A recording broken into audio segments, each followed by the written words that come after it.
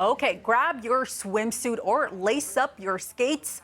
After a year and a half of waiting, recreation activities here in Toronto are finally returning to pre-pandemic levels. What do residents need to know before they register? Well, Howie Dayton from the city joins us now with some key information. Howie, good morning to you. Thank you so much for joining us today. Good morning, Faiza. Thanks for having me. Okay, so let's start with why this is a good time to bring back these activities. Well, we have developed health and safety protocols with Toronto Public Health and obviously following the provincial guidelines. And we've had some experience running drop-in programming as well as summer camps over the last 2 seasons. And we've done so safely.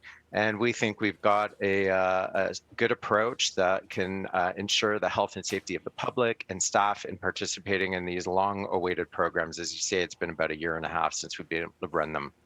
Okay, so we saw recently Toronto Public Health did put extracurriculars on pause before TDSB students went back to school. So what would be the threshold for the city to take a pause here with these programming? Well, Toronto Public Health would have to give us that guidance, but as you know, they've indicated that TDSB can start to reintroduce those programs. But ours are a different environment. Our children, our participants are in our programs for far less of a period of time. And we've got the health and safety protocols that meet the provincial guidelines. But if at any point they gave us guidance that we needed to pause those programs, then we would obviously comply with their advice. Okay, we saw We that. hope they don't. Yeah, for sure. You and many parents out there. We saw vaccine passports going into effect this week. What are some of these COVID safety requirements, including vaccinations, that parents and kids should know about?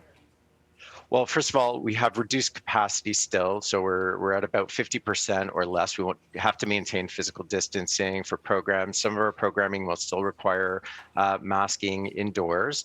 But if you're going to come into a community center, you're going to meet very friendly customer service staff. They'll do a health screen with you, do the contact tracing. And then you'll be able to enter into the program. We've got enhanced cleaning protocols in our buildings. We have signage that sort of explains where you can and can't go and those sorts of things. So those haven't changed. If you've been into a community center lately, those are all in place. In addition, as you indicate, the vaccine passport is a requirement in sport and fitness facilities. So certain types of programs, we would be asking you at the door if you're going into that space or that activity. We would need to see proof of vaccination, such as if you're going into our fitness centers, our weight rooms. If you're 12 years and up, you would need to show a proof of vaccination. And for our sport, dance, martial arts, and certain swimming activities for 18 and up, you'd need to show proof of vaccination. And if you're a parent or a caregiver in those activities, you would also need to show proof of vaccination. So we'll do a quick check at the door. ID, please bring the proof of vaccination. Please And sorry, bring the Howie, required ID. I'm so Yeah. sorry to cut you off. We just had a graphics with some key dates and details. In 10 Oh. seconds, can you give some quick tips for parents and kids to make sure they get a spot? Sure. So 7 a.m. starting tomorrow for Etobicoke, York, and Scarborough. Just have your family number ready, have your wish list prepared, your first, second, third choices. If you don't have that information, call our customer service office today. Everything's available at efund.toronto.ca.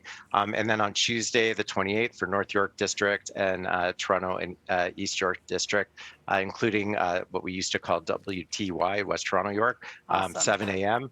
You're ready to go. Woohoo! Good luck to all the parents. Howie, woo, from the Welcome newsroom. back. Thank you so much for joining us this morning. Over to you guys. Thanks for having me. Nice stuff.